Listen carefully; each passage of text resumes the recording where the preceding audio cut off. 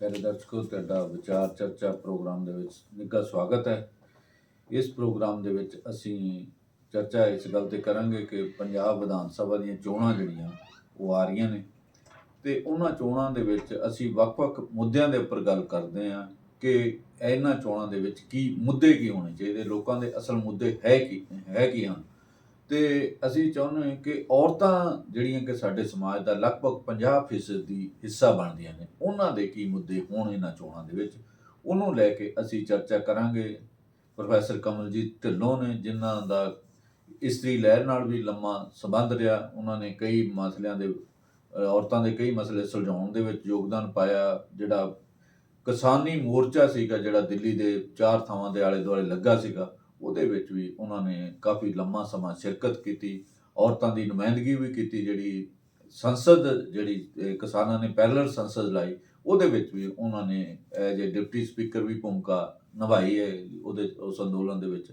ਤੇ ਉਹਨਾਂ ਤੋਂ ਜਾਣਨਾ ਚਾਹਾਂਗੇ ਕਿ ਜਿਹੜੀਆਂ ਔਰਤਾਂ ਨੇ, ਜਿਹੜੀਆਂ ਸਾਡੇ ਸਮਾਜ ਦਾ ਲਗਭਗ 50% ਦੀ ਬਣਦੀਆਂ ਨੇ, ਉਹਨਾਂ ਦੇ ਕੀ ਮੁੱਦੇ ਹੋਣਗੇ ਜਾਂ ਕੀ ਮੁੱਦੇ ਹੋਣੇ ਚਾਹੀਦੇ ਇਹਨਾਂ ਇਲੈਕਸ਼ਨਾਂ ਦੇ ਵਿੱਚ, ਤਾਂ ਕਿ ਔਰਤਾਂ ਜਿਹੜੀਆਂ ਬਹੁਤ ਸਮੇਂ ਤੋਂ ਅਣਗੌਲੀਆਂ ਰਹਿ ਜਾਂਦੇ ਜਾਂ ਉਹਨਾਂ ਦੇ ਮੁੱਦੇ ਅਣਗੌਲੇ ਰਹਿ ਜਾਂਦੇ, ਉਹਨਾਂ ਦੇ ਮੁੱਦੇ ਵੀ ਐਡਰੈਸ ਹੋਣੇ ਚਾਹੀਦੇ। ਉਹ ਕੀ ਸਮਝਦੇ ਇਹਨਾਂ ਮੁੱਦਿਆਂ ਬਾਰੇ? ਕਮਲਜੀਤ ਜੀ, ਇਹ ਸਾਡੇ ਦਰਸ਼ਕਾਂ ਨਾਲ ਤੁਸੀਂ ਸਾਂਝੀ ਕਰੋ ਕਿ ਕੀ ਮੁੱਦੇ ਜਿਹੜੇ ਚੋਣਾਂ ਦੇ ਵਿੱਚ ਔਰਤਾਂ ਦੇ ਹੋਣ। ਸ਼ੁਕਰੀਆ ਜੰਮੂ ਜੀ, ਆਪਣੇ ਦਰਸ਼ਕਾਂ ਦੇ ਰੂਬਰੂ ਕਰਨ ਲਈ। ਪਹਿਲੀ ਗੱਲ ਤਾਂ ਇਹ ਹੈ ਕਿ ਔਰਤਾਂ ਜਿਹੜਾ ਹੈ ਇਹ ਸਮਾਜ ਦਾ ਅੱਧ ਨੇ, ਤੇ ਜਦੋਂ ਅਸੀਂ ਪੰਜਾਬ ਨੂੰ ਆਧਾਰ ਬਣਾ ਕੇ ਗੱਲ ਕਰਨੀ ਹੈ, ਉਹ ਵੀ ਬਸ 49% ਔਰਤਾਂ ਨੇ ਸਾਡੀਆਂ ਪੰਜਾਬ ਦੇ ਵਿੱਚ, ਕਿਉਂਕਿ ਇੱਥੇ ਮੁੱਦਾ ਇੱਥੋਂ ਹੀ ਸ਼ੁਰੂ ਹੁੰਦਾ ਹੈ ਕਿ ਸਾਡੀ ਜਿਹੜੀ ਸੈਕਸ ਰੇਸ਼ੋ ਹੈ ਪੰਜਾਬ ਦੇ ਵਿੱਚ, ਉਹ ਬਹੁਤ ਹੀ ਇੱਕ ਚੈਲੰਜਿੰਗ ਪੁਆਇੰਟ ਤੱਕ ਜਿਹੜੀ ਹੈ ਔਰਤਾਂ ਦੀ ਘਟੀ ਹੈ। ਖਾਸ ਕਰਕੇ ਜਦੋਂ ਅਸੀਂ 5 ਸਾਲ ਤੋਂ ਲੈ ਕੇ 10 ਸਾਲ ਦੀਆਂ ਔਰਤਾਂ ਦੀ ਗੱਲ ਕਰਦੇ ਹਾਂ ਜਾਂ 5 ਸਾਲ ਤੋਂ 15 ਸਾਲ ਦੀਆਂ ਔਰਤਾਂ ਦੀ ਗੱਲ ਕਰਦੇ ਹਾਂ, ਉਹਨਾਂ ਦਾ ਜਿਹੜਾ ਸੈਕਸ ਰੇਸ਼ੋ ਹੈ ਮਰਦਾਂ ਦੇ ਮੁਕਾਬਲੇ ਬੜਾ ਘੱਟ ਹੈ। ਜਦੋਂ ਹੁਣ ਚੋਣਾਂ ਸਾਡੇ ਸਿਰ ਤੇ ਆ ਪਰ ਗਈਆਂ, ਇੱਕ ਕਮਲ ਜੀ, ਜਿਹੜਾ ਪਹਿਲੇ ਦਿਨੀ 5ਵਾਂ ਹੈਲਥ ਸਰਵੇ ਆਇਆ ਭਾਰਤ ਦਾ, ਉਹਦੇ ਮੁਤਾਬਕ ਔਰਤਾਂ ਦੀ ਇਸ ਦੇਸ਼ ਦੇ ਵਿੱਚ ਜਿਹੜੀ ਗਿਣਤੀ ਪਹਿਲਾਂ ਘੱਟ ਹੁੰਦੀ ਸੀ, ਇਸ ਵੇਲੇ ਘੱਟ ਨਹੀਂ ਹੈਗੀ। ਤੇ ਪੰਜਾਬ ਦੇ ਵਿੱਚ ਵੀ ਉਹਦੇ ਵਿੱਚ ਕਾਫੀ ਸੁਧਾਰ ਹੋਇਆ। 1000 ਦੇ ਪਿੱਛੇ 950 ਤੋਂ ਉੱਪਰ ਜਿਹੜੀ ਉਹ ਚਲੇ ਗਈ ਗਿਣਤੀ, ਜਿਹੜੀ ਕਿ ਪਹਿਲਾਂ ਬਹੁਤ ਹੇਠਾਂ ਸੀ। ਹਰਿਆਣੇ ਦੇ ਵਿੱਚ ਇਹ ਤੋਂ ਵੀ ਵੱਧ ਹੇਠਾਂ ਸੀ। ਦੋਨਾਂ ਸੂਬਿਆਂ ਨੇ ਕਾਫੀ ਇੰਪਰੂਵ ਕੀਤਾ। ਤੇ ਇਸ ਕਰਕੇ ਮੈਨੂੰ ਲੱਗਦਾ ਕਿ ਜਿਵੇਂ ਇਹ ਮੁੱਦਾ ਪਹਿਲਾਂ ਹੁੰਦਾ ਸੀ, ਉਸ ਲੈਵਲ ਦਾ ਹੁਣ ਮੁੱਦਾ ਨਹੀਂ ਹੈਗਾ, ਭਾਵੇਂ ਕਿ ਅਹਿਮ ਮੁੱਦਾ ਹੈਗਾ, ਪਰ ਪਿਛਲੇ ਸਮੇਂ ਦੇ ਵਿੱਚ ਇਹ ਕਾਫੀ ਸੁਧਾਰ ਹੋਇਆ। 2015 ਤੋਂ ਬਾਅਦ, ਖਾਸ ਕਰਕੇ 13-14 ਤੋਂ ਬਾਅਦ ਥੋੜਾ ਧਿਆਨ ਦਿੱਤਾ ਗਿਆ ਇਹਦੇ ਵੱਲ। ਜਦੋਂ ਕਿ 2011 ਦੀ ਜਨਗਣਨਾ ਆਈ, ਉਹਦੇ ਵਿੱਚ ਬਹੁਤ ਹੀ ਤਰਾਸਦਿਕ ਸਥਿਤੀ ਸੀ, ਬਹੁਤ ਹੀ ਡੇਂਜਰਸ ਲੈਵਲ ਦੀ ਸਥਿਤੀ ਸੀ। ਕਈ ਪਿੰਡਾਂ ਦੇ ਵਿੱਚ ਤੇ 400-500 ਔਰਤਾਂ 1000 ਮਰਦਾਂ ਪਿੱਛੇ ਸੀ। ਤਾਂ ਉਸ ਤੋਂ ਬਾਅਦ ਹੌਲੀ ਹੌਲੀ ਇਹਦੇ ਵੱਲ ਧਿਆਨ ਦਿੱਤਾ ਗਿਆ। ਜਿਹੜੀ ਸਥਿਤੀ ਹੈ ਉਹ ਸੁਧਰੀ ਹੈ, ਪਰ ਅਸੀਂ ਇਸ ਨੂੰ ਬਹੁਤ ਜਿਹੜੀ ਹੈਲਦੀ ਸਥਿਤੀ ਨਹੀਂ ਕਹਿ ਸਕਦੇ। ਅਸੀਂ ਹੁਣ ਆਨੇ ਆ ਜਿਹੜੇ ਪੰਜਾਬ ਦੇ ਵਿੱਚ ਚੋਣਾਂ ਦੇ ਵਿੱਚ ਔਰਤਾਂ ਦੇ ਮੁੱਖ ਮਸਲੇ ਕੀ ਹੈ। ਪਹਿਲੀ ਗੱਲ ਤਾਂ ਇਹ ਹੈ ਕਿ ਬਹੁਤ ਸਾਰੀਆਂ ਪਾਰਟੀਆਂ ਜਿਹੜੀਆਂ ਨੇ ਉਹ ਬੜੇ ਲੁਭਾਵਣੇ ਜਿਹੜੇ ਆ ਨਾਅਰੇ ਦੇ ਰਹੀਆਂ ਹੈ, ਤੇ ਉਹ ਔਰਤਾਂ ਦੇ ਜਿਹੜੇ ਲੌਂਗ ਟਰਮ ਤੇ ਸ਼ਾਰਟ ਟਰਮ ਜਿਹੜੇ ਸਾਡੇ ਔਰਤਾਂ ਦੀ ਸਥਿਤੀ ਨੂੰ ਸੁਧਾਰਨ ਦੇ ਲਈ ਪ੍ਰੋਗਰਾਮ ਹੁੰਦੇ ਆ, ਉਹਨਾਂ ਬਾਰੇ ਕੋਈ ਗੱਲ ਨਹੀਂ ਕਰ ਰਿਹਾ। ਪਹਿਲੀ ਗੱਲ ਤਾਂ ਇਹ ਹੈ ਕਿ ਔਰਤਾਂ ਦੇ 3 ਬੇਸਿਕ ਮੁੱਦੇ ਹੈ। ਉਹਨਾਂ ਦਾ ਹੈ ਸਿਹਤ ਦਾ ਮੁੱਦਾ ਹੈ, ਉਹਨਾਂ ਦਾ ਸਿੱਖਿਆ ਦਾ ਮੁੱਦਾ ਹੈ, ਤੇ ਉਹਨਾਂ ਦੀ ਸੁਰੱਖਿਆ ਦਾ ਮੁੱਦਾ ਹੈ, ਤੇ ਚੌਥਾ ਇਹ ਮੁੱਦਾ ਹੈ ਰੁਜ਼ਗਾਰ ਦਾ।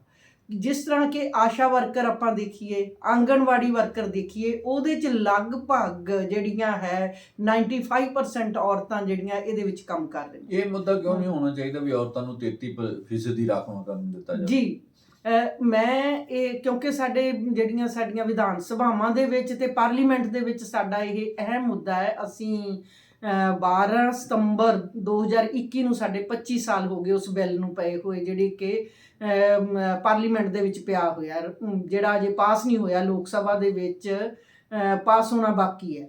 ਤਾਂ ਅਸੀਂ ਇਹ ਕਹਿਣਾ ਚਾਹੁੰਦੇ ਹਾਂ ਕਿ ਅਸੀਂ ਤਾਂ ਚਾਹੁੰਦੇ ਕਿ 50% ਜਿਹੜਾ ਰਾਖਵਾਂਕਰਨ ਹੋਏ ਉਹਦੇ ਵਿੱਚ।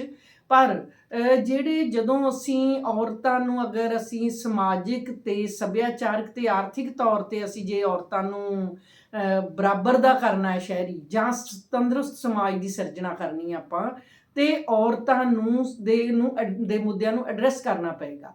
ਉਹਨਾਂ ਦੇ ਵਿੱਚ ਪਹਿਲਾ ਮੁੱਦਾ ਹੈ ਸਿੱਖਿਆ ਦਾ। ਸਿੱਖਿਆ ਦੇ ਵਿੱਚ ਆਮ ਸਾਡੇ ਕਿਹਾ ਜਾਂਦਾ ਹੈ ਕਿ ਕੁੜੀਆਂ ਤਾਂ ਬਹੁਤ ਪੜ੍ਹ ਗਈਆਂ, ਕੁੜੀਆਂ ਬਹੁਤ ਪੜ੍ਹ ਰਹੀਆਂ, ਕੁੜੀਆਂ ਪਹਿਲੀਆਂ ਪੋਜੀਸ਼ਨਾਂ 'ਚ ਆ ਰਹੀਆਂ, ਪਰ ਅਜੇ ਵੀ ਜਿਹੜਾ ਪਾੜਾ ਹੈ ਉਹ 10% ਦਾ ਹੈ। ਜੇ 89 ਜਿਹੜਾ ਹੈ 80% ਮਰਦ ਪੜ੍ਹੇ ਹੋਏ ਨੇ ਤੇ ਸਾਡੀਆਂ ਔਰਤਾਂ 69% ਨੇ ਪੰਜਾਬ ਦੇ ਵਿੱਚ। ਤੇ ਇਸੇ ਤਰ੍ਹਾਂ ਹੀ ਸਿਹਤ ਦਾ ਮੁੱਦਾ ਹੈ। ਸਾਡੀਆਂ 57% ਔਰਤਾਂ ਜਿਹੜੀਆਂ ਨੇ ਅਨੈਮਿਕ ਨੇ।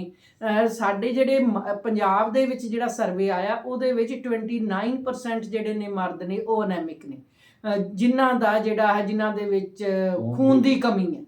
ਸੋ ਔਰਤਾਂ ਦੇ ਵਿੱਚ ਜਦੋਂ ਖੂਨ ਦੀ ਕਮੀ ਹੈ ਤੇ ਇਹ ਬੜਾ ਹੀ ਡੇਂਜਰਸ ਜਿਹੜਾ ਮੁੱਦਾ ਹੁੰਦਾ ਹੈ, ਕਿਉਂਕਿ ਉਹਨਾਂ ਨੇ ਇੱਕ ਬੱਚੇ ਨੂੰ ਜਨਮ ਦੇਣਾ ਹੁੰਦਾ ਹੈ ਤੇ ਜੇ ਔਰਤ ਹੀ ਜਿਹੜੀ ਹੈ ਖੂਨ ਦੀ ਕਮੀ ਦਾ ਸ਼ਿਕਾਰ ਹੈ ਤਾਂ ਉਹ ਚੰਗੇ ਤੇ ਤੰਦਰੁਸਤ ਬੱਚੇ ਨੂੰ ਜਿਹੜਾ ਹੈ ਉਹ ਜਨਮ ਨਹੀਂ ਦੇਗੀ।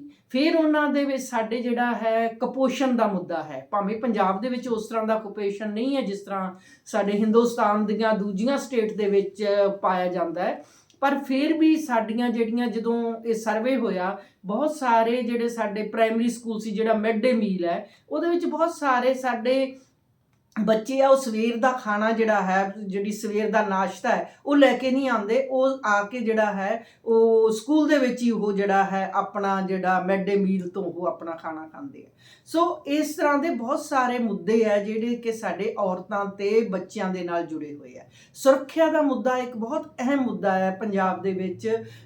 ਅਸੀਂ ਕਿਉਂਕਿ ਜੇ ਅਸੀਂ ਹਿੰਦੁਸਤਾਨ ਦੀ ਗੱਲ ਕਰੀਏ ਤਾਂ UNO ਦਾ ਇੱਕ ਸਰਵੇ ਆਇਆ ਜਿਸ ਨੇ ਕਿਹਾ ਕਿ ਹਿੰਦੁਸਤਾਨ ਔਰਤਾਂ ਦੇ ਰਹਿਣ ਲਈ ਸੁਰੱਖਿਅਤ ਥਾਂ ਨਹੀਂ ਹੈ ਤੇ ਪੰਜਾਬ ਵੀ ਉਸ ਤੋਂ ਬਾਹਰ ਨਹੀਂ ਹੈ। ਪੰਜਾਬ ਦੇ ਵਿੱਚ ਵੀ ਆਏ ਦਿਨ ਜਾਂ ਪਿਛਲੇ ਅਸੀਂ 6 ਮਹੀਨੇ ਦਾ 1 ਸਾਲ ਦਾ ਅੰਕੜਾ ਦੇਖੀਏ, ਜਿਵੇਂ ਸਾਡੇ ਲੁਧਿਆਣਾ ਡਿਸਟ੍ਰਿਕਟ ਦੇ ਵਿੱਚ ਇੱਕ ਘਟਨਾ ਵਾਪਰੀ ਸੀ ਜਿਸ ਨੇ ਬਹੁਤ ਸਾਰਾ ਧਿਆਨ ਮੀਡੀਆ ਦਾ ਵੀ ਖਿੱਚਿਆ। 2 ਭੈਣਾਂ ਨੂੰ ਮਾਰ ਦਿੱਤਾ ਉਸਨੇ, ਕਿਉਂਕਿ ਉਹਦੇ ਨਾਲ ਕੀ ਹੈ ਕਿ ਅਸੀਂ ਔਰਤਾਂ ਨੂੰ ਉਹਨਾਂ ਦੀ ਮਰਜ਼ੀ ਮੁਤਾਬਕ ਜੀਣ ਦਾ ਅਧਿਕਾਰ ਨਹੀਂ ਦਿੰਦੇ, ਉਹਨਾਂ ਦੀ ਮਰਜ਼ੀ ਮੁਤਾਬਕ ਫੈਸਲੇ ਕਰਨ ਦਾ ਅਧਿਕਾਰ ਨਹੀਂ ਦਿੰਦੇ। ਸੋ ਇਸ ਕਰਕੇ ਜਿਹੜੀ ਪਿੱਤਰ ਸੱਤਾਤਮਕ ਸੋਚ ਹੈ ਉਸਨੇ ਵੀ ਔਰਤਾਂ ਨੂੰ ਪਛੜੇਵੇਂ ਦੇ ਵਿੱਚ ਰੱਖਿਆ, ਸਮਾਜ ਨੂੰ ਪਛੜੇਵੇਂ 'ਚ ਰੱਖਿਆ। ਪਰ ਜੇ ਬਾਹਰ ਭੇਜਣਾ ਹੋਵੇ ਉਹਦੇ ਆਇਲਟ ਕਰਕੇ ਤੇ ਉਹਦੇ 'ਚ ਤਾਂ ਅਸੀਂ ਤਰਜੀਹ ਦਿੰਦੇ ਵੀ ਕੁੜੀ ਹੋਵੇ ਮੁੰਡਾ ਹੋਵੇ ਵੀ ਇਹਨਾਂ ਨੂੰ ਫਟਾਫਟ ਵਿਦੇਸ਼ ਜਾਣਾ ਚਾਹੀਦਾ। ਜੰਮੂ ਜੀ ਗੱਲ ਹੈਗੀ ਹੈ ਕਿ ਇਹ ਵੀ ਇੱਕ ਵਪਾਰ ਦਾ ਮੁੱਦਾ ਹੈ।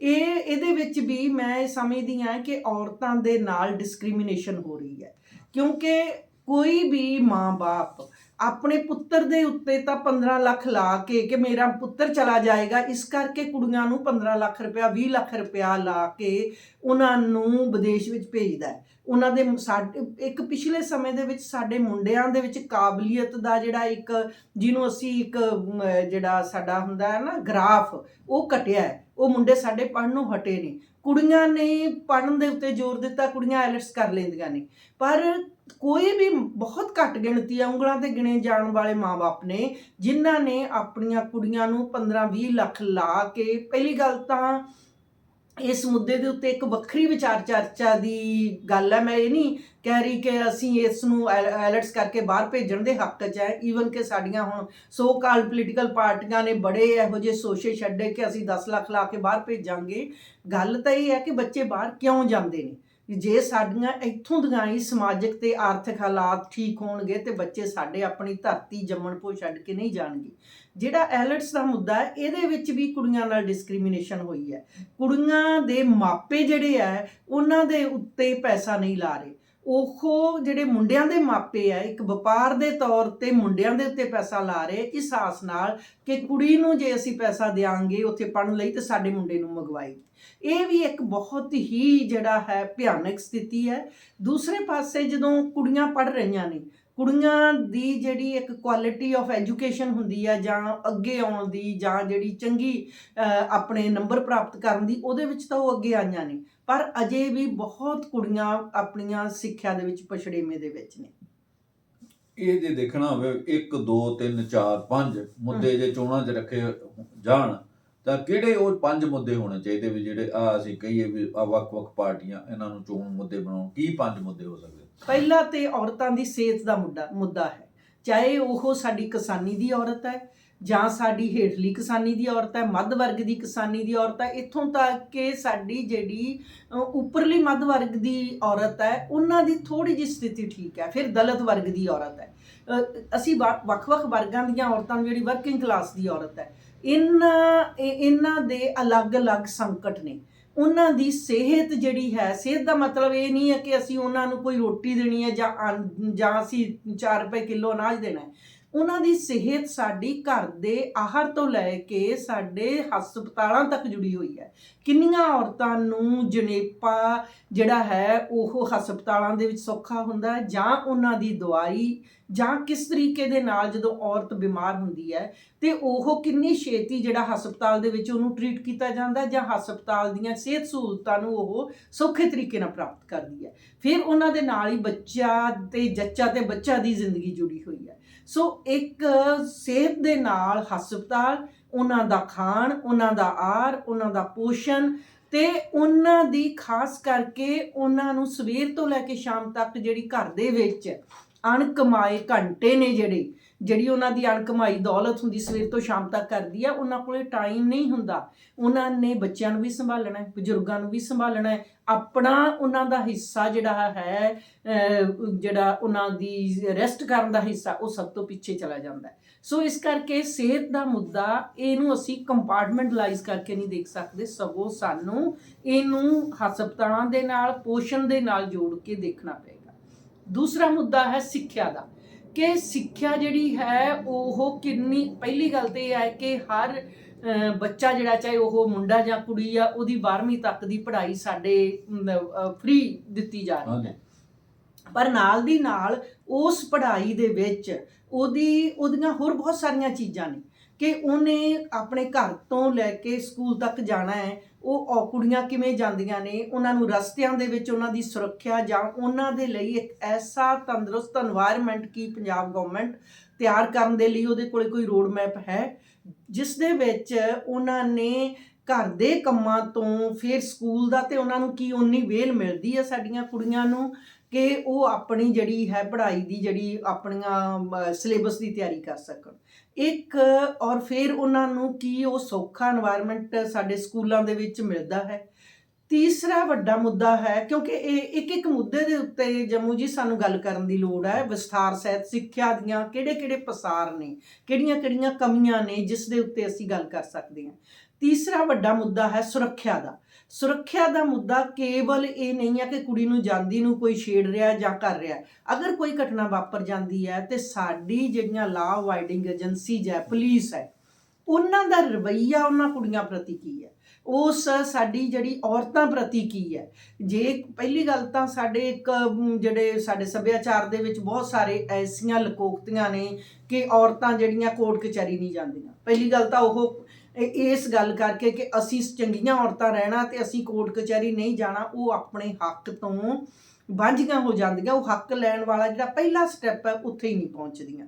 ਸੋ ਉੱਥੇ ਜਿਹੜੀਆਂ ਸਾਡੀਆਂ ਕੋਰਟਾਂ ਹੈ, ਉਹਨਾਂ ਦਾ ਕੀ ਉਹ ਪਿੱਤਰ ਸਤਾਤਮਕ ਸੋਚ ਦੀਆਂ ਮਾਲਕ ਹੈ, ਉਹਨਾਂ ਨੂੰ ਜਸਟਿਸ ਕਿੰਨੀ ਜਲਦੀ ਮਿਲਦਾ ਹੈ, ਕੀ ਉਹ ਜਦੋਂ ਥਾਣਿਆਂ ਦੇ ਵਿੱਚ ਜਾਂਦੀਆਂ, ਉਹਨਾਂ ਦੇ ਨਾਲ ਵਿਵਹਾਰ ਕਿਸ ਤਰ੍ਹਾਂ ਦਾ ਕੀਤਾ ਜਾਂਦਾ, ਜਦੋਂ ਕੇਸ ਰਜਿਸਟਰਡ ਕਰਨੇ ਨੇ ਜਾਂ ਇਨਸਾਫ ਲਈ ਜਾਣਾ ਹੈ, ਉੱਥੇ ਜਿਹੜੇ ਬੈਠੇ ਹੋਏ ਆਫੀਸਰ ਨੇ ਉਹ ਔਰਤ ਨੂੰ ਕਿਸ ਨਜ਼ਰ ਨਾਲ, ਕਿਸ ਤਰੀਕੇ ਨਾਲ ਟਰੀਟ ਕਰਦੇ ਨੇ। ਬਹੁਤ ਸਾਰੇ ਪਹਿਲਾਂ ਤੋਂ ਸੁਧਾਰ ਹੋਏ ਨੇ, ਐਸੀ ਗੱਲ ਨਹੀਂ ਹੈ, ਪਰ ਅਜੇ ਵੀ ਬਹੁਤ ਵੱਡੇ ਸੁਧਾਰਾਂ ਦੀ ਲੋੜ ਹੈ। ਸੋ ਉਹ ਸੁਰੱਖਿਆ ਜਿਹੜੀ ਹੈ ਸਮਾਜ ਦੇ ਵਿੱਚ, ਤੇ ਲਾਅ ਅਵਾਇਡਿੰਗ ਏਜੰਸੀਜ਼, ਪੁਲਿਸ, ਕੋਰਟਾਂ ਤੋਂ ਕੀ ਉਹਦਾ ਵਿਸ਼ਵਾਸ ਬਣ ਰਿਹਾ ਕਿ ਹਾਂ ਮੈਨੂੰ ਇਨਸਾਫ ਮਿਲੇਗਾ।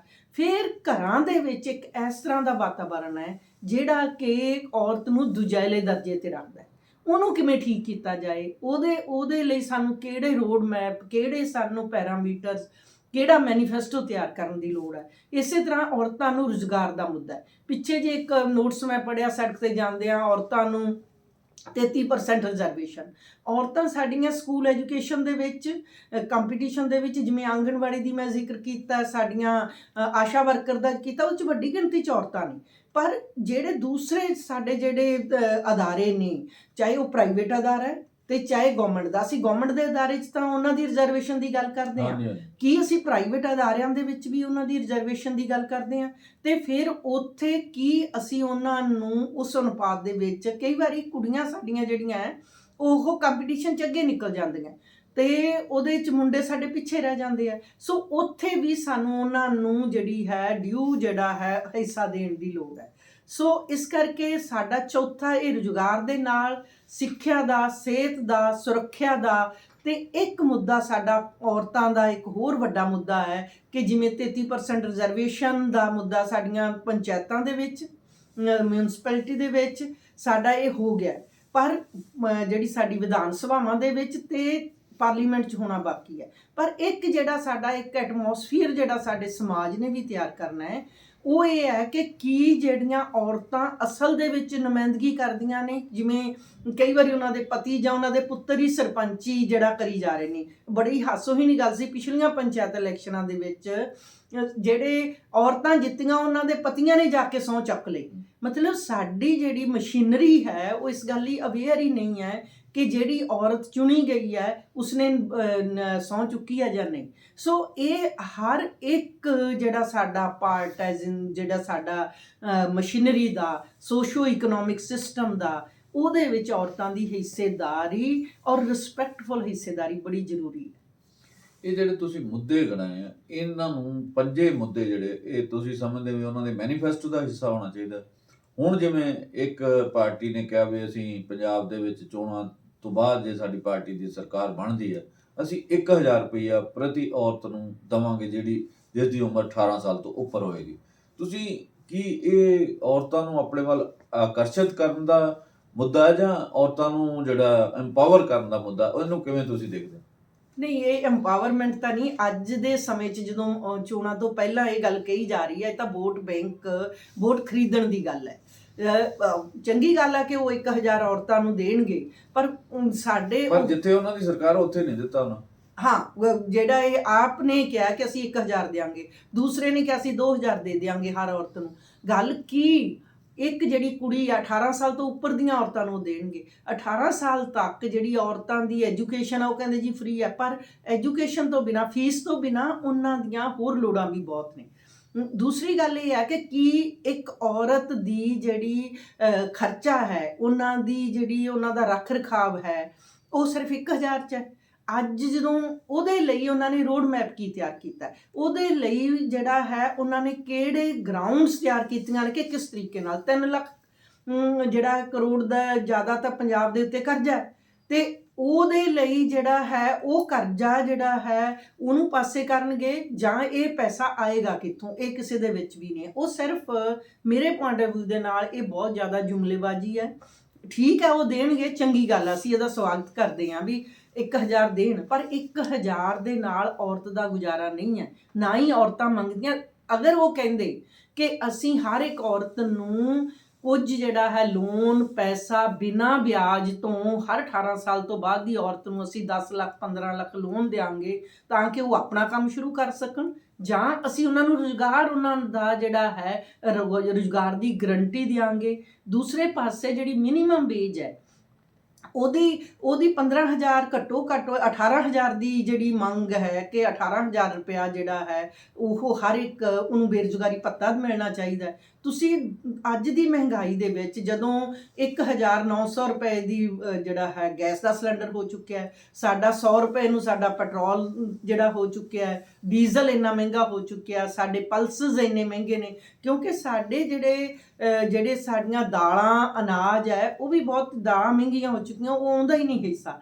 ਉਹ ਸਾਰੀਆਂ ਚੀਜ਼ਾਂ ਦੀ ਮਹਿੰਗਾਈ ਦੇ ਵਿੱਚ 1000 ਦੇ ਵਿੱਚ ਔਰਤ ਕੀ ਆਪਣਾ ਜਿਹੜਾ ਹੈ ਉਹ ਰੱਖ ਰਖਾਵ ਜਾਂ ਆਪਣੇ ਆਪ ਨੂੰ ਜਿਹੜਾ ਹੈ ਉਹਦਾ ਸਾਂਭ ਸੰਭਾਲ ਕਰ ਲਏਗੀ, ਜਾਂ ਉਹਦੀ ਇਹ ਸਾਰੇ ਇੱਕ ਮਹੀਨੇ ਦਾ ਖਰਚਾ 1000 ਦਾ ਹੈ। ਸੋ ਇਹ ਸਾਰੀਆਂ ਚੀਜ਼ਾਂ ਦੇ ਵਿੱਚ ਅਸੀਂ ਕਹਾਂਗੇ ਕਿ ਉਹਨਾਂ ਨੂੰ ਚਾਹੀਦਾ ਸੀ ਕਿ ਉਹ ਰੁਜ਼ਗਾਰ ਦੀ ਗੱਲ ਕਰਦੇ, ਔਰਤਾਂ ਦੀ ਪੜ੍ਹਾਈ ਦੀ ਗੱਲ ਕਰਦੇ, ਉਹਨਾਂ ਦੇ ਲੋਨ ਦੀ ਗੱਲ ਕਰਦੇ, ਸਾਡੀ ਜਿਹੜੀ ਡਿਸਕ੍ਰਿਮੀਨੇਸ਼ਨ ਜੈਂਡਰ ਦੀ ਹੈ ਉਸ ਦੀ ਗੱਲ ਕਰਦੇ, ਔਰ ਜੈਂਡਰ ਡਿਸਕ੍ਰਿਮੀਨੇਸ਼ਨ ਕਿਵੇਂ ਠੀਕ ਕੀਤੀ ਜਾ ਸਕਦੀ ਹੈ ਉਹ ਗੱਲ ਕਰਦੇ। ਤੇ ਅਸੀਂ ਨਾਲ ਦੀ ਨਾਲ ਇਹ ਵੀ ਅਸੀਂ ਡਿਮਾਂਡ ਕਰਦੇ ਹਾਂ ਕਿ ਉਹ ਜੇ ਜੰਮਦੀ ਕੁੜੀ ਨੂੰ 1 ਲੱਖ ਤੋਂ 5 ਲੱਖ ਰੁਪਇਆ ਜਮ੍ਹਾਂ ਕਰਾਉਣ ਤੇ ਫਿਰ ਉਹ ਨਾਲ ਇਹ ਗਰੰਟੀ ਕਰਨ ਕਿ ਹਰ ਇੱਕ ਕੁੜੀ ਜਿਹੜੀ ਹੈ ਉਹ +2 ਤੋਂ ਬਾਅਦ ਹੀ ਉਸ ਦੇ ਨਾਲ ਉਹ ਸਰਕਾਰ ਦੇਵੇ ਉਹਨਾਂ ਨੂੰ ਪੈਸਾ। ਘੱਟੋ ਘੱਟ ਜੰਮਦੀ ਕੁੜੀ ਦੇ ਨਾਮ ਤੇ ਕੀਤਾ ਜਾਵੇ, ਉਹਨੂੰ ਨਾ ਉਹਦੇ ਮਾਪੇ ਨਾ ਕੋਈ ਹੋਰ ਕਢਾ ਸਕੇ। ਪਿੱਛੇ ਜੇ ਤੁਸੀਂ ਸੁਣਿਆ ਹੋਣਾ ਕਿ ਸ਼ਾਇਦ ਇੱਕ ਗਵਰਨਮੈਂਟ ਨੇ ਕਿਹਾ ਸੀ ਕਿ ਅਸੀਂ ਸ਼ਗਨ ਸਕੀਮ ਸ਼ੁਰੂ ਕੀਤੀ। ਬਾਅਦ ਦੇ ਵਿੱਚ ਬਹੁਤ ਸਾਰੇ ਸਾਡੇ ਕੋਲ ਕੇਸ ਆਏ ਕਿ ਉਹ ਸ਼ਗਨ ਜਿਹੜਾ ਦਿੱਤਾ ਗਿਆ ਕੁੜੀ ਨੂੰ, ਉਹਦਾ ਮਾਪਿਆਂ ਦਾ ਹੱਕ ਹੈ ਉਹਦੇ ਤੇ, ਇੱਕ ਸਹੁਰਿਆਂ ਦਾ, ਤੇ ਉਹਦੇ ਵਿੱਚ ਹੀ ਉਹਨਾਂ ਦੇ ਡਿਸਪਿਊਟਡ ਦੇ ਕੇਸ ਆਏ। ਸਹੁਰੇ ਕਹਿਣਗੇ ਇਹਦੇ ਤੇ ਸਾਡਾ ਹੱਕ ਹੈ ਤੇ ਮਾਪੇ ਕਹਿਣ ਸਾਡਾ ਹੱਕ ਹੈ। ਸੋ ਸ਼ਗਨ ਤਾਂ ਮੁੰਡੇ ਕੁੜੀ ਦੋਨਾਂ ਨੂੰ ਚਾਹੀਦਾ ਜਿਨ੍ਹਾਂ ਨੇ ਆਪਣੀ ਜ਼ਿੰਦਗੀ ਦੀ ਇੱਕ ਨਵੀਂ ਸ਼ੁਰੂਆਤ ਕਰਨੀ ਹੈ।